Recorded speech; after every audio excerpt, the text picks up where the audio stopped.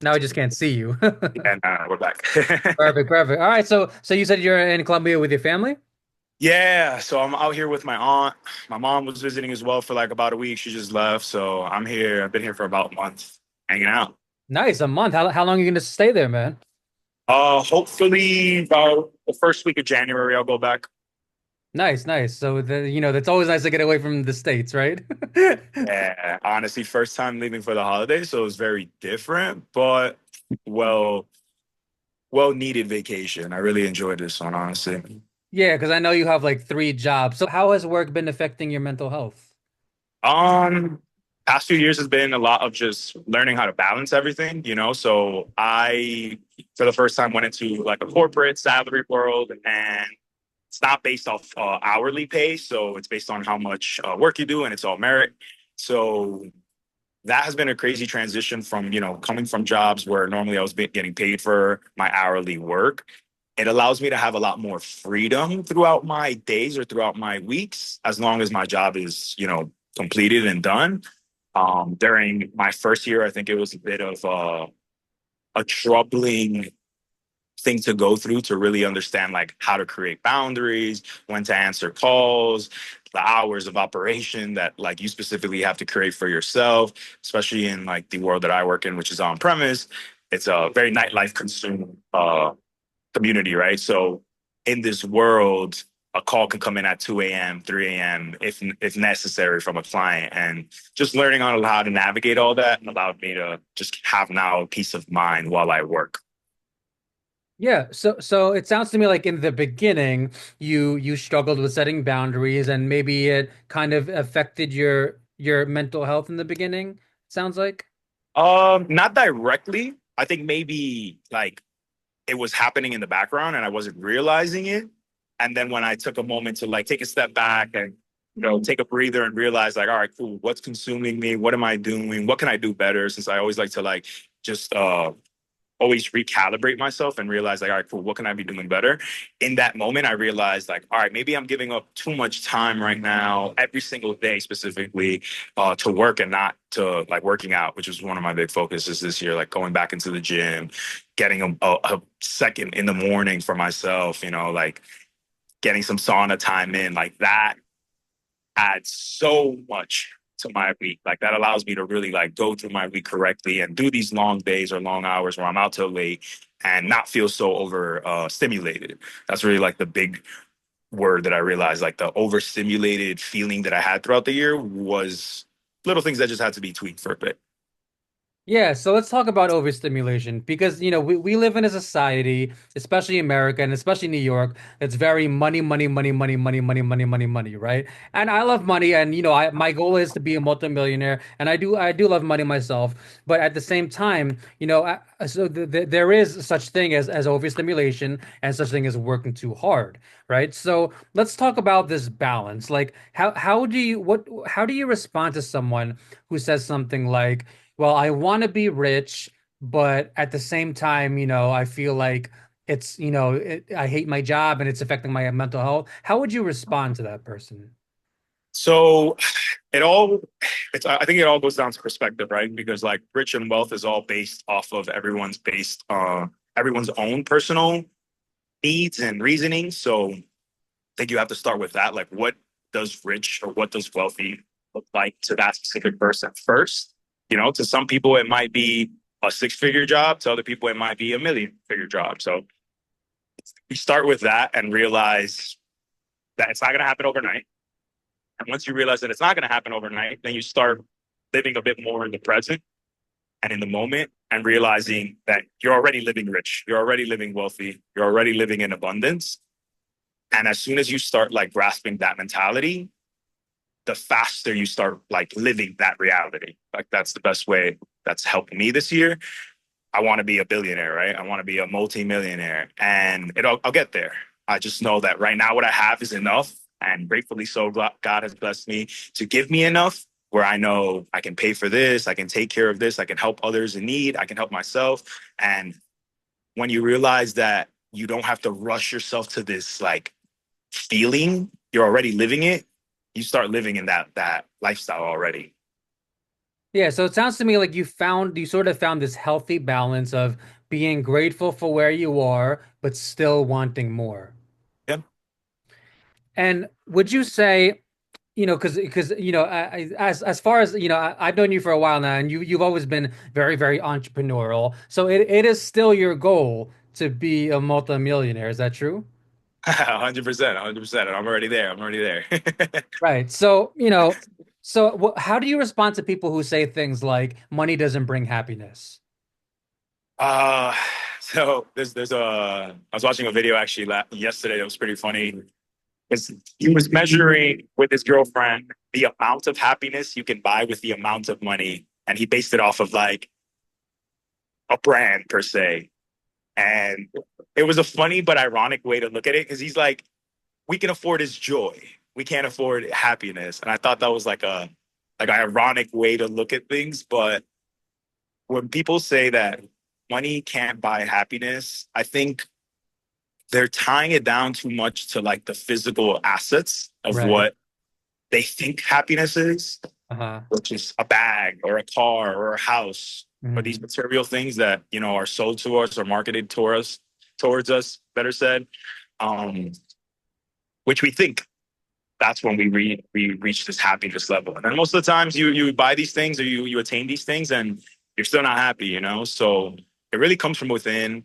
Especially like being out here in Colombia, you like I love disconnecting and being in this culture because you realize with people who get paid such like shit paid like wages, and it's sad because they have such professional academics, education, and just backgrounds, and they get paid so little, yet they're rated as some of the most happiest people across the world. So it really comes down to like morals and values and principles and realizing like aside from materialistic things, the things that you won't be able to keep after you pass, like what brings you happiness day to day. And to them, I've realized it's like the family, it's the having that little Sunday dinner with your family. The even if it's money to go drink with friends, and it's a little bit of money, but every single weekend and seeing those friends and in having that cheer and that joy, that brings everyone in here happiness where they don't even realize what's going on outside of this country. So I think that would be my answer to that. Yeah, so it's interesting because everyone has their own philosophies on this question. But I think that the number one reason why I w want to be a multimillionaire is because of the fact that I kind of fantasize about waking up in the morning every morning and going, I don't have to work today. I don't have to work today if I don't want to. I'll chill with my friends. I'll chill with my family. Just the option to do whatever you want that day, every day. That feeling of not having to work, especially if you don't like your job, is an incredible feeling, isn't it? Yeah, yeah. But I also like, on the contrary, there's people that don't have a job and do wake up every single day. They don't do nothing. Maybe they're not providing and maybe they don't have money in their bank account, but that to them is still happiness. So I think from a young age, we've all been marketed towards to like be these entrepreneurs to break through the cycle, which I'm very for.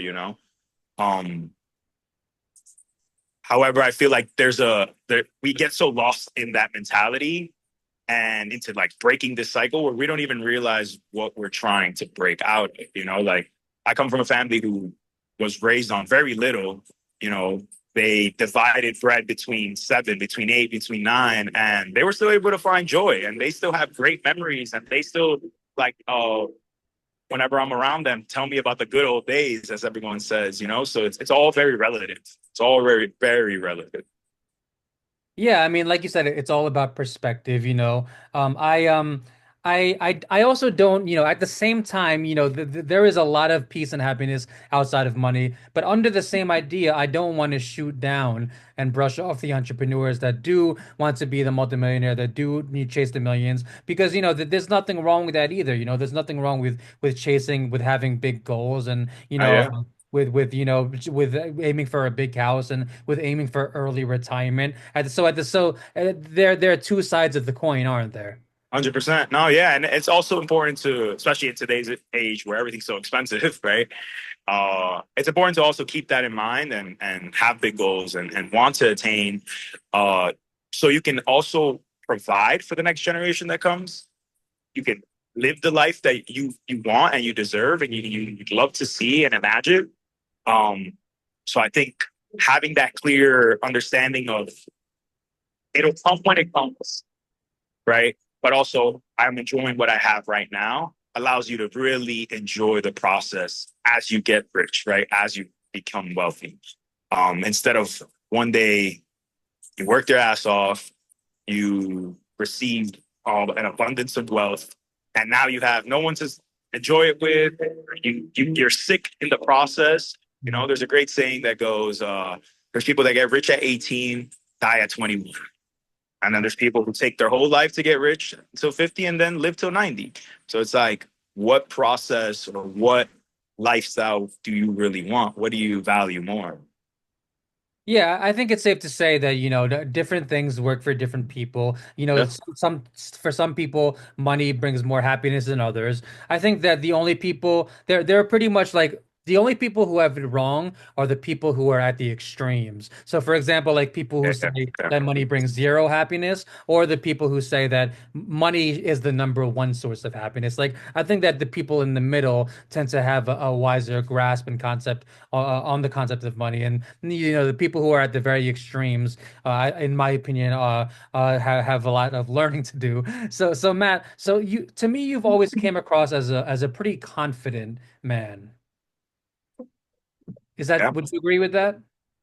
Yeah, I think my peers really helped build a great self-esteem. The education that I was able to receive, and even though it was public school, I just had great teachers and professors around me that invested very well into just critically thinking, really just speaking your mind, educating yourself outside of just school as well, you know, asking questions and reading books and going online. And we have the power of the internet. So I think I and my generation took a lot of advantage of that.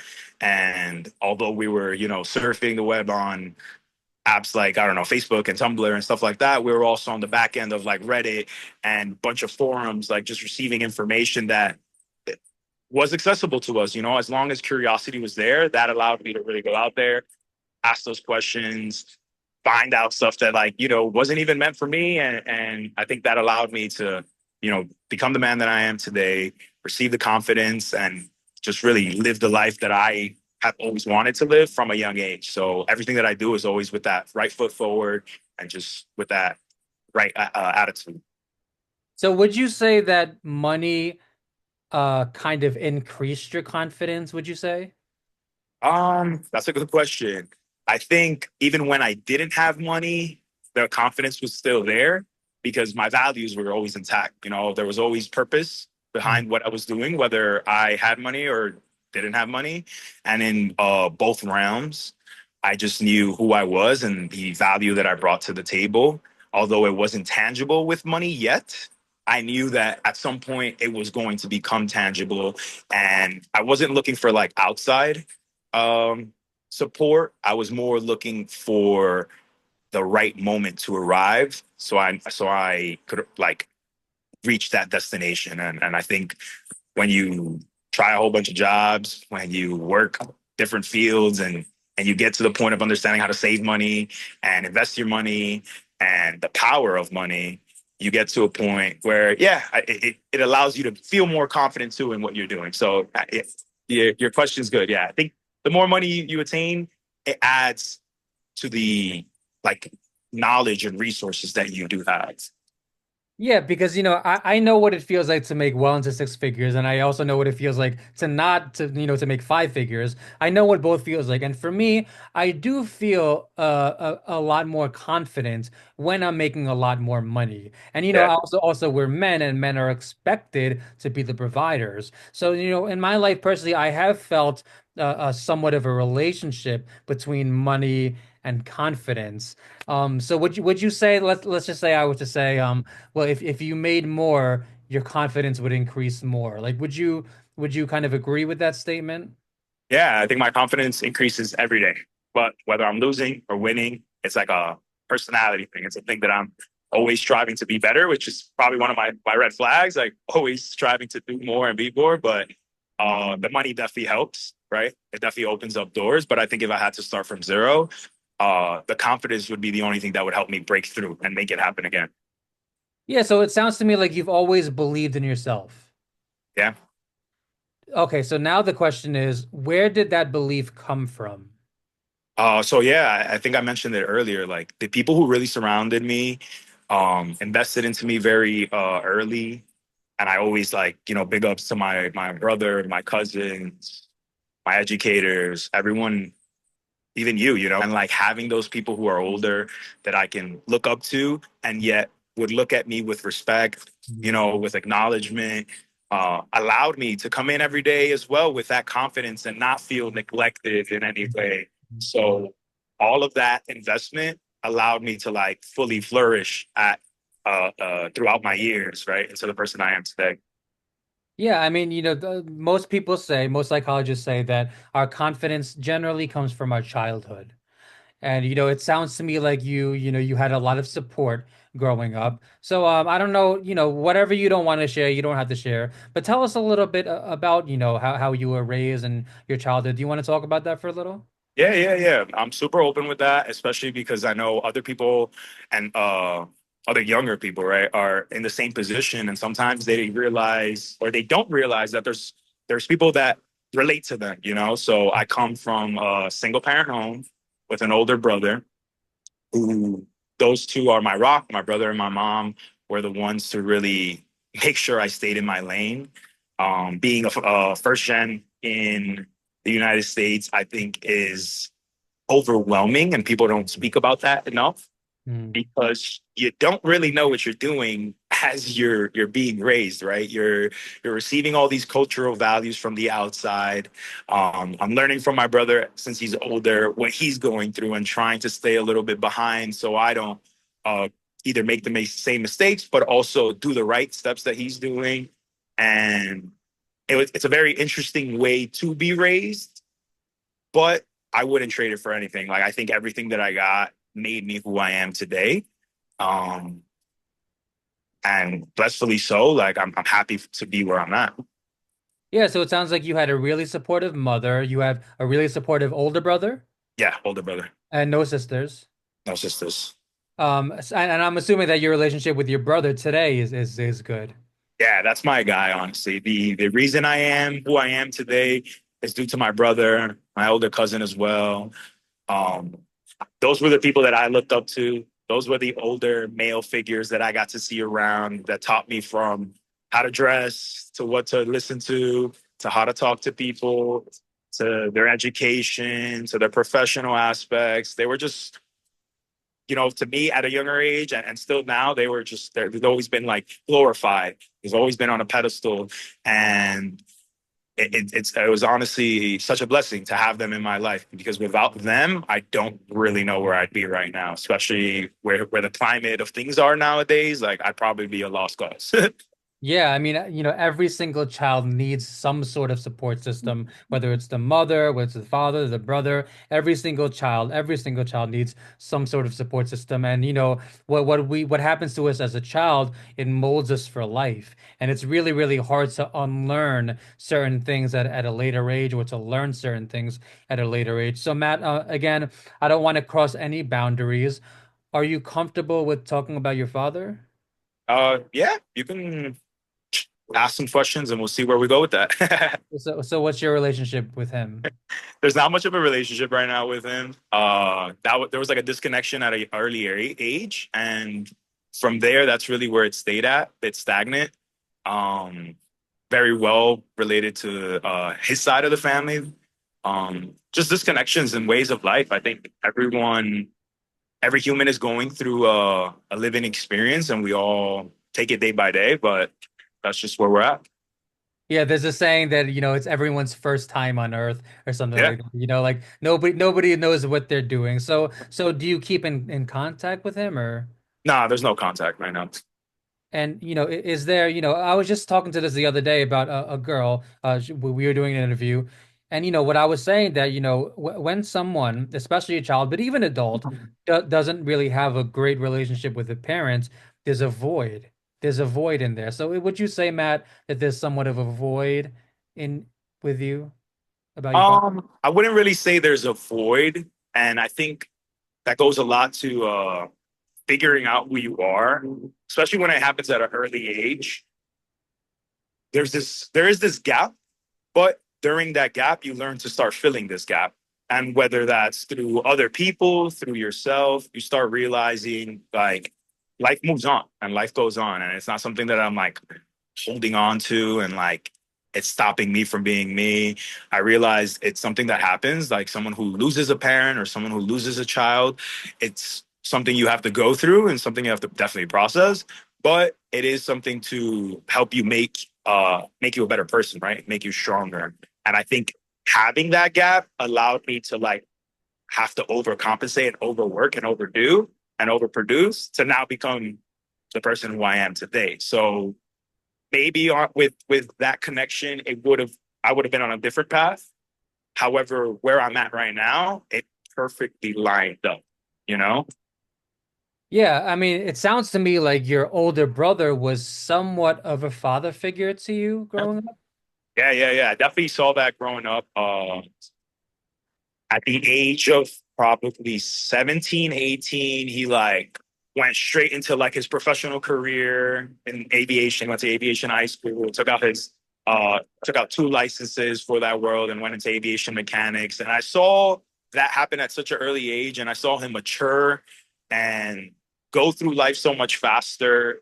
Um, I don't know if it's because he needed to or because he wanted to. I think it just happened, but I loved his initiative and I loved his way of responding to things and his way of doing things that at an early age, I knew, all right, if he's maturing at this rate, that means I have to mature twice the time, twice as fast, right? And only so we can better our tribe, right? Like we're firm believers of like protecting and taking care of our own. So that just inspired. That's really what it was. It inspired me to like, all right, cool. If he's gonna go that far, I'm gonna grab the flag and go further, and push the narrative, push the boundaries as far as we can, so we can do something as a tribe together. How much older than you is he? 7 years. So it sounds like he's, always been somewhat of a role model to you. Yeah, yeah, definitely a role model. And that I'm really, really happy that you had that because there's this statistic that you probably know about that a lot of the one of the top reasons for crime is fatherless homes. Did you know that? Gotcha. Yeah. Yeah, so and it sounds to me like it was kind of your brother that kind of led the way and that taught you how to be a man, and maybe that's why you didn't go down that route because your brother was somewhat of a father figure, somewhat of a rock, and he essentially kept you away from that stuff in one way or another. Yeah, he definitely had to step up, and I know he had big like shoes and a role to fill, especially not knowing how to or what to do. But I think he did the best he could, and that was the best childhood that I could have had. And it only led to us now. Finally, I think we had a conversation a few months ago where he's like, even though we don't speak every day, there is this connection and this trust that I have that I know that like you're good and I'm good, and we can look at each other in a respectful way, in a knowledgeable way, where he wants to learn from me and I want to learn from him still at this age. So it's a great like balance, right? It was the great investment, great education that he was able to like hone in on me at an early age. And now that we're older, we're reaping the rewards of that. Yeah, I mean, to me, I know that you've always been a hard worker. You've always been focused. You've always been disciplined. And, like there are so many people who knock the younger generations, and, you're still pretty young. And there's so many people who knock them and say, oh, the generations are crap and everything. But, there are some people who are still hard workers and who aren't entitled. And, it sounds to me like you've always had a good head on your shoulders, I think. Right? Yeah, there's a lot of us that are still out there working, still have good principles, and even the younger generation. I still my new things. I'm looking to speak to younger people now, younger kids, just to see where their mindset's at. Maybe what I'm doing is great, but what they're doing could be 10 times better, and that exists. It's just about reaching out and actually, like I said in the beginning, curiosity. Like looking and asking and you'll find your people. I feel like life will always throw you and introduce you to these people as long as you're out there looking for them. So what would you say, Matt, to a younger person who told you, Matt, I'm struggling with my confidence. I haven't really accomplished much. I've never really been confident. What would you say to that person? I would I would less than say, I would more than just listen to them Good and answer. understand where that lack of confidence is coming from, right? Where that self-esteem, why is it so low? Um, because it's all perspective once again, as much as I can preach and as much as I can try to educate and give my 2 cents, it may not be the right formula or it may not be the right words for someone if I, one, I haven't lived their life, and two, if I don't understand their life. So it would be much more listening and understanding what's making them feel that way so we can dissect that.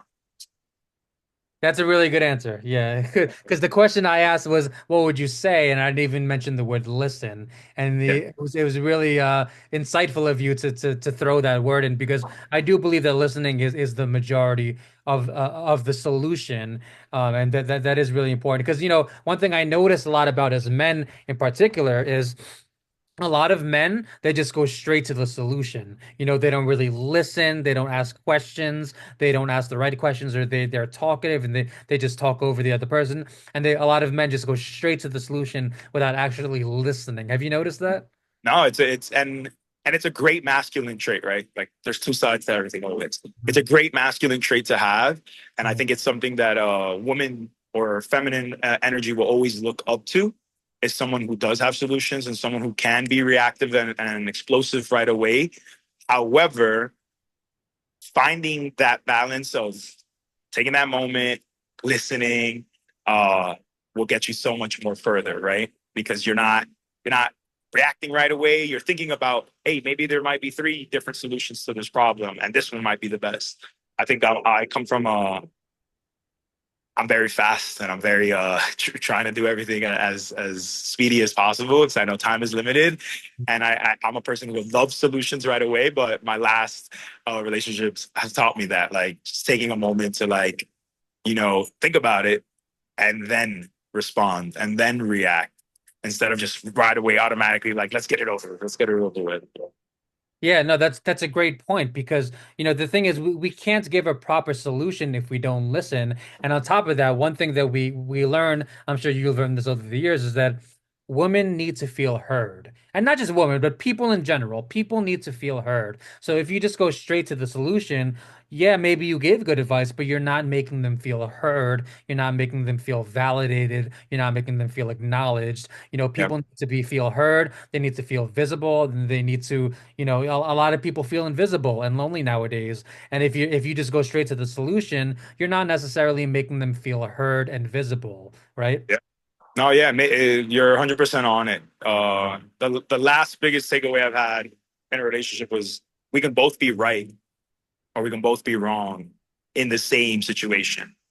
You know, though I might think in my perspective I'm the one that's right, that doesn't invalidate on her side that she was also right too.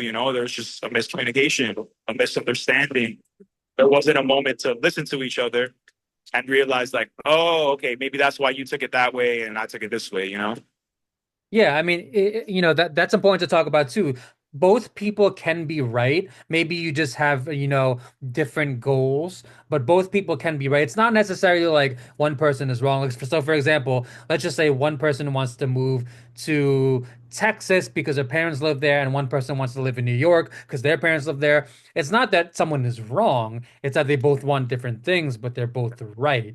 Yeah. So it's not always necessarily that someone is wrong. Is that what you're saying? Yeah. I think when I took a second to also hear that out, that made me one, I think that helped me mature and realize like it's also bigger than me. It's very easy to live in just our perspective and in our world. Um, and we should always acknowledge our partner. Um, but yeah, it allows you to realize there's two sides. There's two sides, and you need to hear both sides so you can make that step forward and realize like, okay, cool. Was I just reacting off of ego, or are we working towards something together here?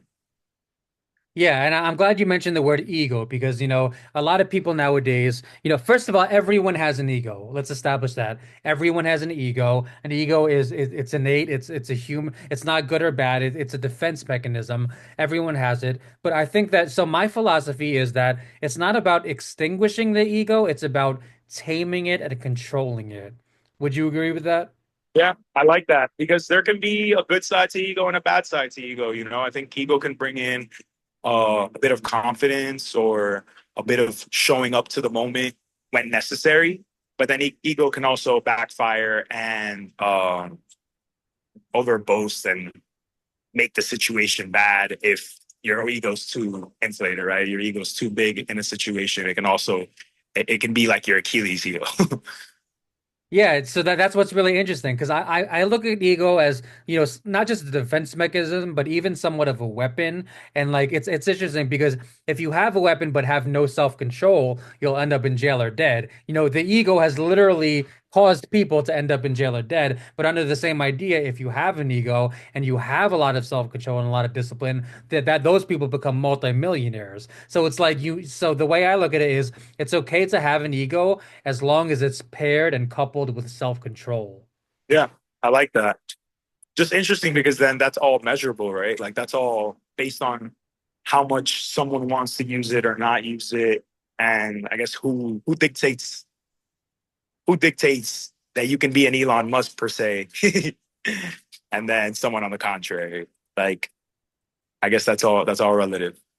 Yeah, I mean, I'm willing to bet, and maybe I'll get canceled for this, but I'm willing to bet that Elon Musk has an ego. And like it's hard to imagine a person reaching that point with no ego. And not Yeah. to say that everyone needs to have $300 billion, but the point I'm trying to make is that ego is not necessarily a good or a bad thing as long as it's coupled with self-control and discipline. It can get you a long way. So Matt, to me it sounds like you have a pretty good life.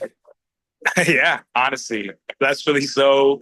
Uh, I thank God a lot for it too. Honestly, my where I'm at now brings a lot of peace, and I think that's the most important part. So, first of all, I'm really grateful that you have a great life because not only number one, you deserve it, but you worked for it. You work really hard. You've always been a hard worker. You've always been friendly. You've always been a positive guy, and I'm definitely proud of you for that. Let's also talk about, what in your life, because everyone has problems, right? Everyone wants to change something. So, is there something in your life that is a problem or that you wish were different about your life? Um, it's an interesting question. I think there's things that can always be better, and I think there's things that I'm always working on and improving on. Um, but I understand that it's like a give and take type of life. Not everything's always going to be at 100. And during certain stages and during certain moments of life, things will be lower and higher depending on what you're like. I'm big on pillars of life. As Uh, soon as you start breaking down the pillars of what makes you happy, there's a great concept called ikigai that allows you to really balance the strong pillars of life so you can live a very neutral but positive and effective life. Then that'll allow once you realize those pillars, you'll start realizing like, oh, okay, cool, all I have to do is start tweaking things, making things a little better, and investing into these a little bit more because maybe you have more time and energy and your age, right? And then taking away from others because now you're getting older and these are more valuable at this age. so what about your pillars? Like what are the pillars? The, So the pillars that I've broken down to, and like a majority who do believe in this and ikigai mindset goes down to like professionalism, right? Like your career. As long as you have a strong career, that'll help most likely the economic side to your life. Uh, your connection to and your values to your family. That's something that like I make sure that's always on top. It's always something that I want to push forward into my older and later years of my life. um, the love that I give, the love that I get, whether it's friendship, whether it's relationship, just making sure that that's always at a peak so I feel full and I'm also filling others. Um, your belief system, right? Making sure that I've realized within the years that I've been alive, just connecting to source, having some sort of belief, whether it's God, whether it's spiritual, whether it's the universe, making sure that there's something bigger than just me, and it's not just about my ego in this story. And I'm connecting to a higher God, and I'm connecting to God, and making sure that there's a healthy relationship and balance. Um, What else is in there? And then just like I would also put in like your fun and your creativity side to it, right? Like to me, that's always important. Making sure that I'm expressing myself, making sure that I'm expressing that creative side allows me to fully just balance out my circle and live a life that I have nothing to complain about. I have nothing to be upset about. You know, do you have pillars? Yeah, I mean, I think that yours are a lot more thought out than mine. But you know, they're similar. You know, like the four common ones that I hear are health, wealth, love, and happiness. I think. Yeah, yeah. I think that might be somewhat of an oversimplification. But I think you kind of nailed it. You know, the so if I had to put it in my own words, yeah, it would be health and money, or not just money, but also hopefully a career you enjoy. Because Yeah, you know, yeah. when someone says wealth, right? Just thinking about money. But I think it's really, really important to have a career that you enjoy, a career that you don't hate. And you know, I know it's so much harder than it sounds, especially if you have kids to support and a family to support. But I think that, you know, it is a great goal, especially for people who are really, really young, to try to find a job you enjoy. I'm not saying it's easy. I'm not saying that, you know, it's easy to get a job that you enjoy that makes a lot of money. It's really, really hard. But if you keep searching and keep trying, you will probably eventually find it. And you know, I think that love is, you know, everyone needs love. I don't think that everyone needs to be in a relationship to be happy. I do think that you can be happy single. I know I've been single the vast majority of my life, so I would not say that you need to be a relationship or you need to be married to be happy. Which is I also wanted to talk to you about that. What is your status right now? I am single as of now, by choice as well, just to make sure that I'm setting myself up correctly for the future, for my relationship, for my partner. I think the past relationships have been incredible, and I just want to be the best man I can be. So when I lock in, there is no looking back. It's just it's right. It's done. It's rolling correctly. Um, yeah, that's where I'm at. What do you look for in a woman? Okay. This is a You never know who's watching this, thing. man. You never know who's watching this. I'm big once again on making sure character and like the pillars are right. Uh, though beauty is what attracts first, right? And what most likely connects you to someone from Yeah, afar yeah, first. yeah, yeah. You know, and I'm very if it's on beauty standards, like I'm very big on hair and teeth. You know, making sure someone takes care of themselves. I think that shows a lot and that tells me a lot. And then character and personality really allows me to like go along with someone with humor, with kindness, being pure as well, valuing, I think, the pillars that I value, although it may be different because I know people are different, but understanding that um, my values most likely will reflect on that side as well. You know, if we want a life of partnership and balance. Yeah, I mean, listen, as far as I've known, you've never really struggled with the women. Like, women have always liked you, haven't they? I don't know. I don't know what woman you're talking about. I mean, listen, like as far as I know, you know, you're a good-looking guy, you know, you're attractive. You've always been like, you know, I've always looked at you as like someone who attracts people, even like, you know, just friends. Like you've Yeah, always yeah, been a very attractive person to me, I think. yeah, yeah. I think I did some shadow work on that, and I realized that was a early call of me looking for outside happiness. You know, like wanting friends and wanting to be this popular, outgoing person. And as I did the shadow work, I started realizing like that was like my not my cry, but my outcall for like support, for friends, and for just once again curiosity, like meeting more people, bettering my life and my resources of knowledge. So I've learned to, you know, use charisma and also speak to people and realize, hey, what do you have going on in your life? Like, what can I learn from you? And I think that allows people to want to also invest right back into you, be your friend, be your partner, um, introduce you to people. Yeah, I think that you know, they say a smile can go a long way, and it's so true. I think that you know the fact that you smile a lot and charisma, I think can take people a really long way. I did want to talk about like the dating world for a little. So do you Yeah, have the time for that? yeah, yeah. Let's go. So, I noticed, and I'm sure that you've noticed right now that there's a lot of tension between men and women. Did you notice that? Yeah, things have definitely changed, and I get where you're going with this. Let's go in. Yeah, so first of all, why? Why is there so much tension between men and women? I think because there's a war on masculine and feminine energy right now. That's my belief. Hopefully, I don't get canceled. But I think coming from such conservative times to such liberal times, right? Two different ends of the spectrum. There's now a conversation, and that's really what's going on. There's a conversation. There's opinions. There's facts.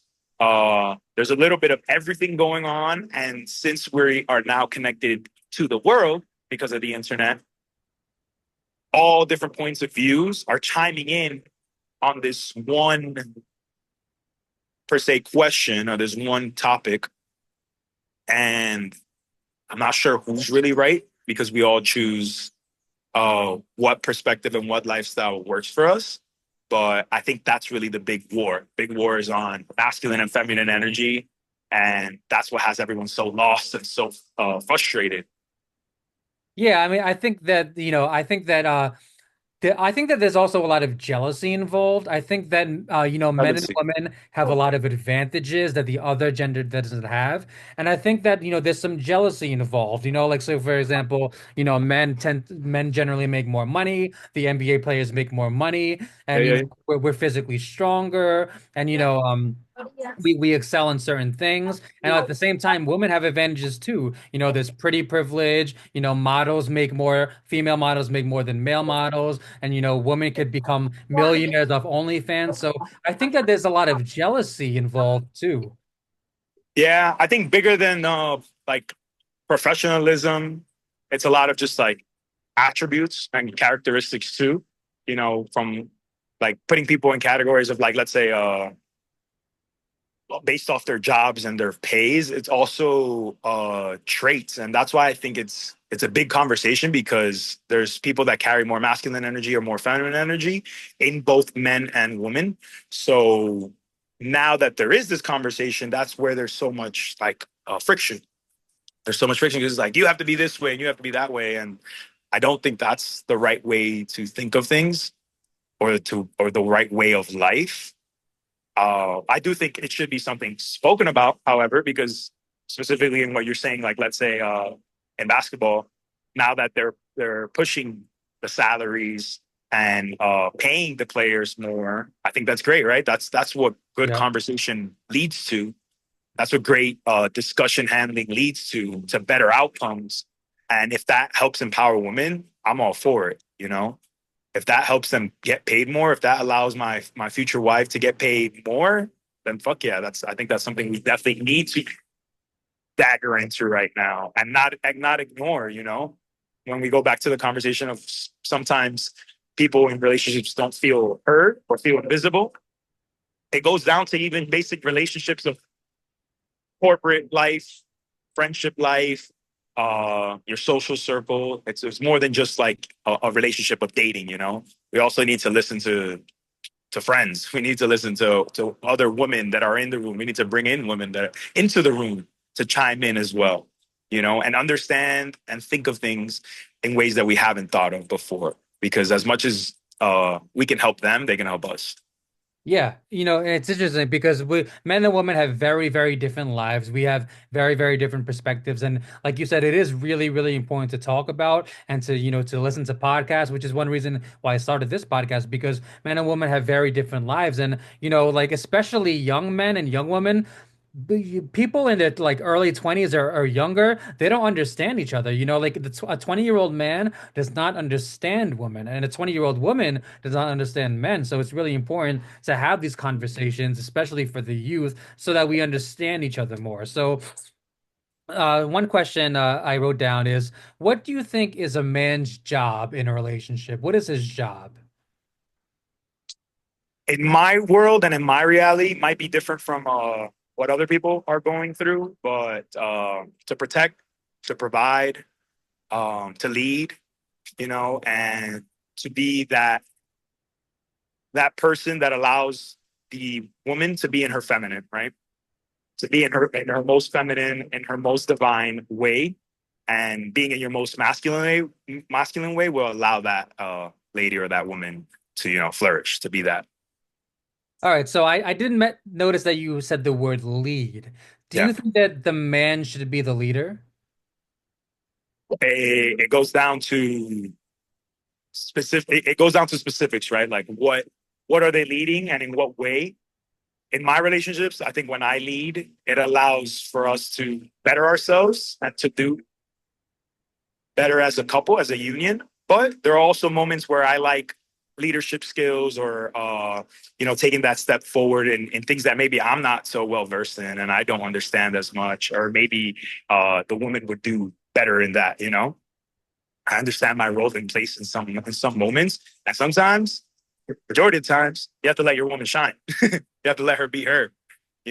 That's why you're in a partnership. Yeah, so it sounds to me like, sometimes the woman should lead and sometimes the man should lead, and that this shouldn't be one leader. Does Yeah, that sound no, right? it's a balance. It's a balance. If it's just, I think, one person leading, uh it could work, right? It could work. However, you'll live a life very directed just one way, right? But I've from some of the relationships that I look up to, although maybe the man is providing everything, the woman is deciding on the background. And that allows for both parties to live happy, live in union. And it allows for sometimes that man to think of things that he wasn't even thinking of, but he's living the best life that he wished for. But we need that feminine, we need that woman to help consolidate and just like make those decisions for us. It just allows us to breathe a bit easier. All right, so let's talk about the woman's side. So what is the woman's job in a relationship? A woman's job in a relationship. Well, I'm not a woman, so I can't. Don't be scared, don't be scared.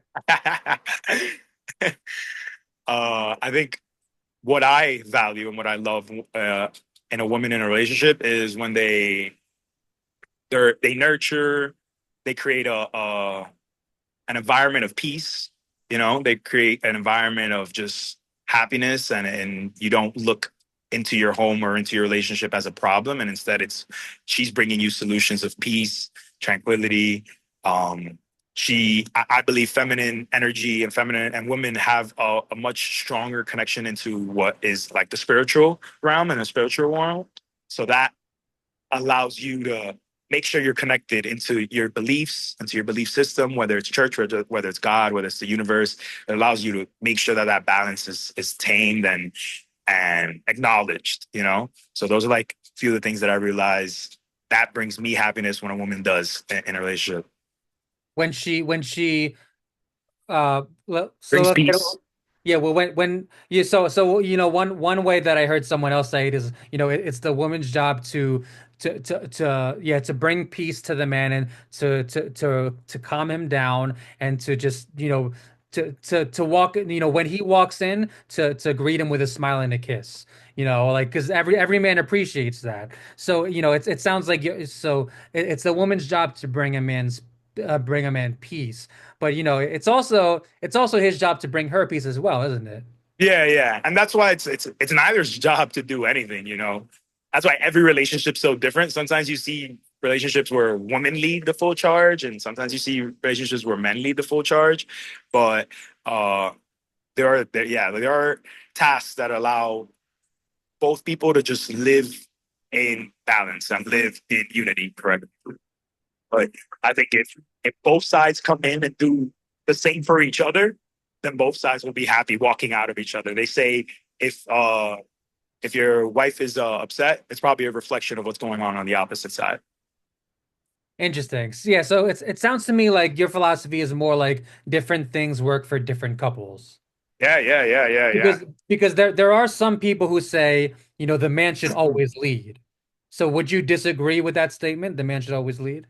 I think things have changed, and I think that's once again that's part of the big war Yeah. because there was just a conservative side back then. Yeah. What we think and what we know to Uh-huh. be true, and now we're going into a world where it's liberal.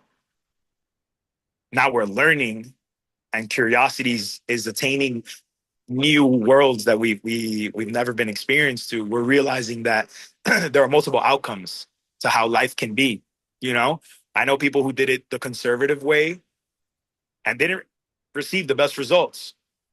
And then I know people doing it the liberal way who are living the best way of their lives, you Yep. know? And the woman makes the most money and she makes the decisions. And once again, because we all go through such different experiences, just like when I told my story in the beginning of this, that beginning of my story of my childhood and who that has made me, uh, most likely would be balanced by someone who either understands or can understand what I went through, right?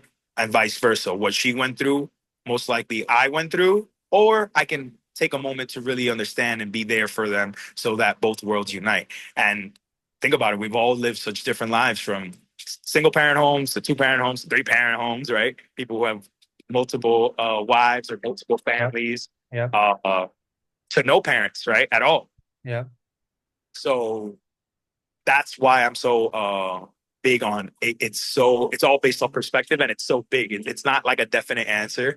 It's in a sense, it's the multiverse, right? Like there's opportunities, and the opportunities are endless for Yeah, everyone. I think it's very, very safe to say that different things work for different people because, I do know couples, in my opinion, most men make terrible leaders. So like when people make the statement like the man should always be the leader, the thing is very often the woman is a better decision maker than the man. So Yeah. I would definitely strongly agree that different things work for different people, and that the man shouldn't always be the leader, especially if the woman is, a better decision maker, because I've seen it a million times. So, Matt, who should pay for the first date? I always pay for the first day. I don't know about everybody else's relationship. And it's only because if I'm taking the initiative to ask you out, it's my due responsibility to cover the tab.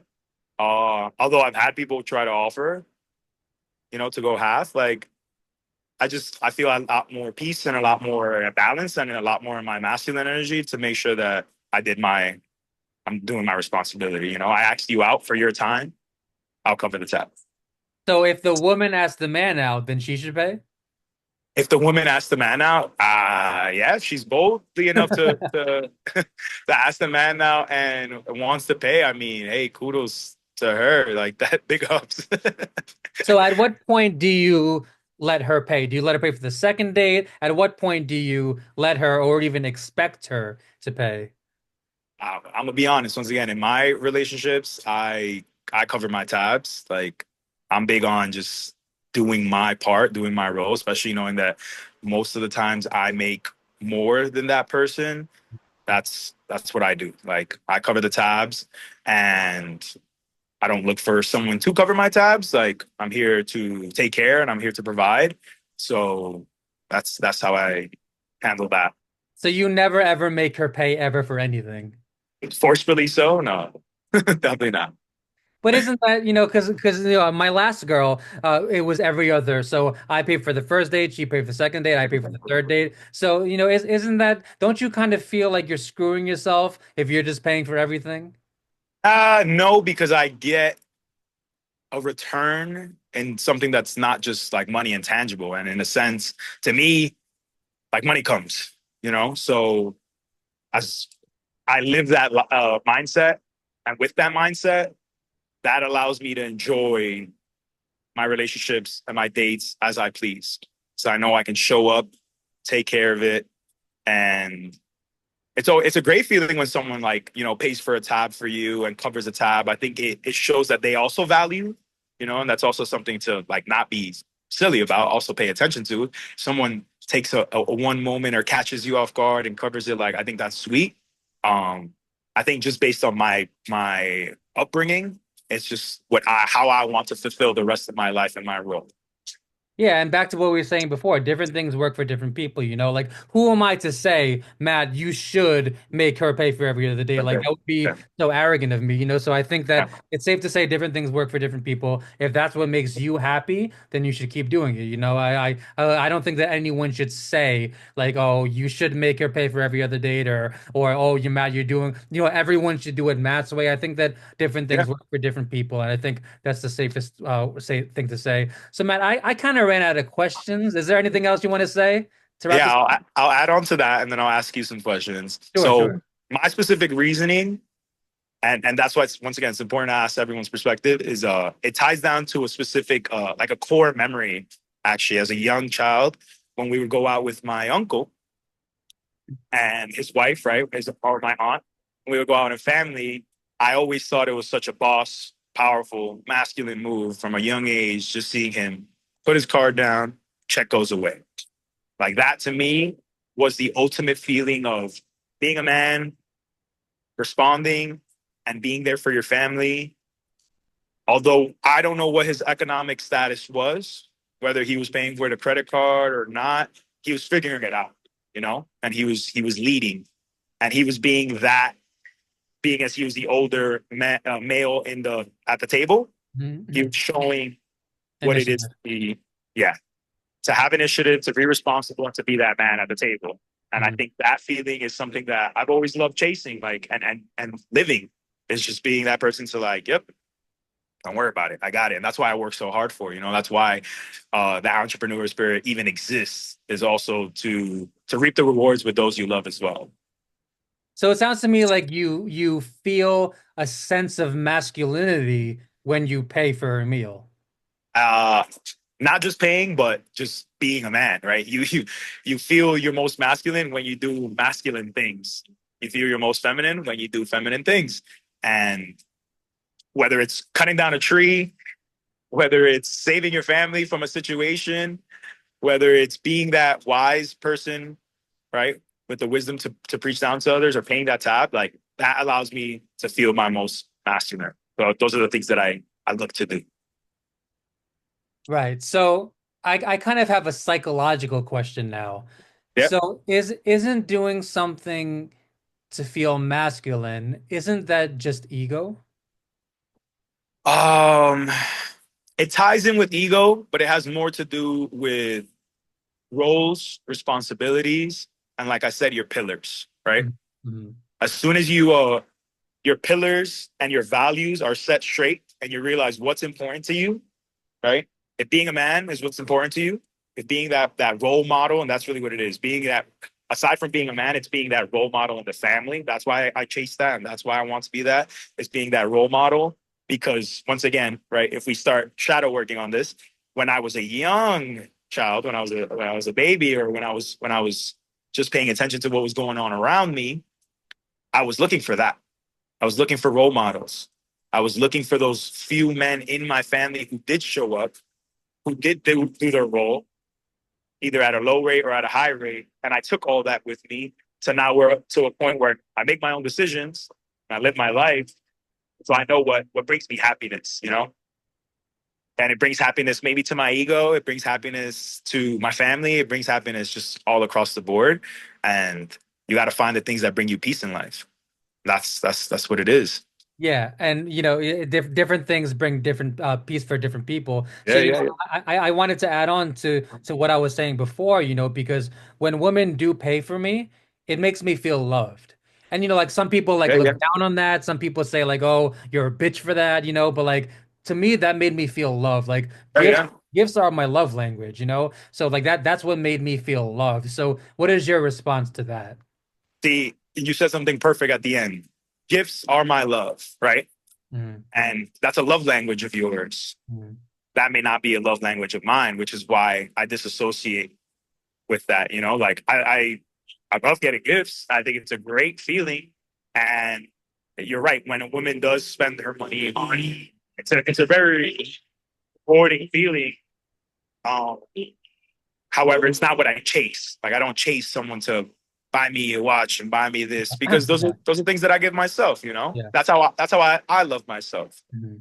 I love myself by going out, purchasing the things that material things that I need or that I want, and then I feel that fulfillment. It's not directly what I look for in someone, although I love it and I always acknowledge and respect when someone spends their money on you, because we invest into each other's, and that could also be their love language, right? Is giving gifts. Yeah, yeah, So yeah.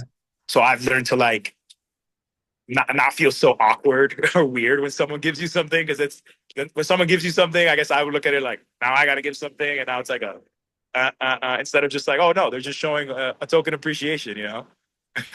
So what is something that makes you feel loved? Like tell us like a story of some of when you felt really loved. You got to put some nice background love music to this. When I have felt the most love has been during the moments of like service and then time of like togetherness. And what I mean by that is I live a very busy life. Mhm, So mhm. in a moment where we can just like decompress and just have intimacy and a moment together, that moment will mean whether it's 10 minutes, an hour, 6 hours, a day, 2 days, 3 days together, that moment will take over the whole week. Because Quality I, time. yeah, that quality time means so much to me because that whole week I know is such a mess and it's so everywhere and I'm working and I'm just at the gym and in a crazy cycle that moment to me will makes me feel so happy about our relationship, so grateful about our relationship. It's that quality time. And then the acts of service is also like I have so much to do. When someone takes time to service me, right? It's like a hospitality. Like when I'm getting treated and when I'm being served, it's like this person is taking their time to make sure that I'm accommodated and I'm taken care of.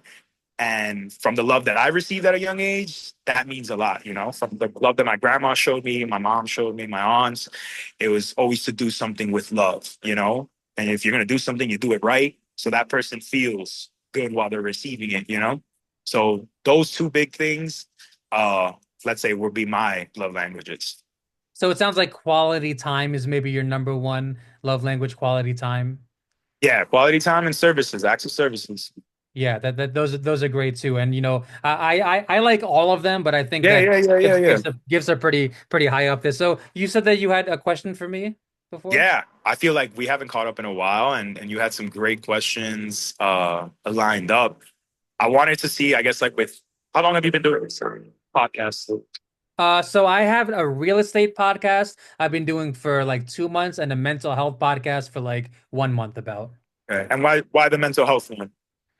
It's a good question. I mean, I've always wanted to start a podcast and you know, I just have so much to say and now I finally have somewhere to say it. You know, I also started watching this psychiatrist on YouTube named Dr. K a little bit over a year ago and he taught me a lot and he really inspired me to talk about mental health and to start this podcast soon. You know, I've always had a lot to say, so you know, now it's like and you know, it also seems that other people really appreciate the podcast, you know, and a lot of people also have a lot to say, but have no platform. They have no Yeah, platform to say it. And, you know, like it's so much better to talk, or at least for some people, in the context of a podcast as opposed to just speaking to the camera by themselves, you know? So a lot of people don't, you know, a lot of people have never been invited on a podcast before. yeah, So yeah, it yeah. also feels good to give people that platform as well. Oh, and I thank you also for inviting me. I think it's a great feeling, and I'm happy you're doing this. I've seen you post about it. My curiosity grows to like, are you doing this to ask questions, or are you doing this to receive answers?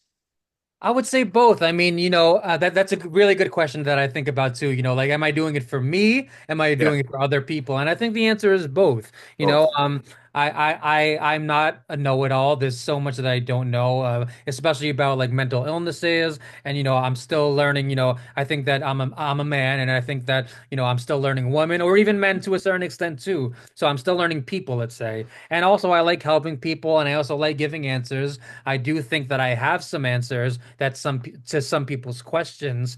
So you know, I would say both. I'd say. gotcha. And then, how many people have you interviewed so far, podcasted with? You're like my number like 12, I think. Hey, okay, I'm up there. Yeah, yeah. And do you think your perspectives have changed? That's a good question. Have my perspectives changed? That's a really good question. I mean, it's only been 12 people, but you know, I would say slightly. I haven't had any like epiphanies yet, but Yeah, I would yeah, say gotcha. slightly, you know, maybe a little bit more empathetic, and you know, maybe a little bit more patient, but not to a large degree yet. Yeah, it's like change your world up. Right, exactly. Gotcha. You got to get to talking to people. Yeah, I gotta get more, man. If you know anyone, let me know. Yeah, I'll definitely recommend someone over. I have a friend who's uh, going into his artist world right now, and I'd love for you to take some time to chat with him. I think his story, based off his first album and him going back into the music world, will be a very interesting take for you, and like great questions that you can ask him, where you'll get a deep dive on someone's emotional intellectual side, and then see how they transitioned, let's say, these worlds into a creative world, right? Into art, into expressing it, into making a whole album out of it, and becoming an artist. So I definitely would like for you to speak to Splitty, great friend of mine, and yeah, and any help and anything I can do and help this podcast, I'd love to be there for you, bro. Yeah, and it's also nice because I'm also a musician too, as you know, Hey, yeah, as you yeah, see, yeah. like so I think it'll be a really interesting conversation. So, I'm down to talk to anybody, just to make it clear, I'm down to talk to anybody. So if you're listening, leave a comment below. I'm down to talk to you. Matt, it was great talking to you, man. You already know, my brother. Always a pleasure speaking to you. I'm very happy we took some time today also to catch up. Feel like I haven't seen you in a while. I wish you the best with this, and I'll see you out in the All right, boss. States. Let me know when you get back to the You already States. know, my brother. Peace. Yeah, man.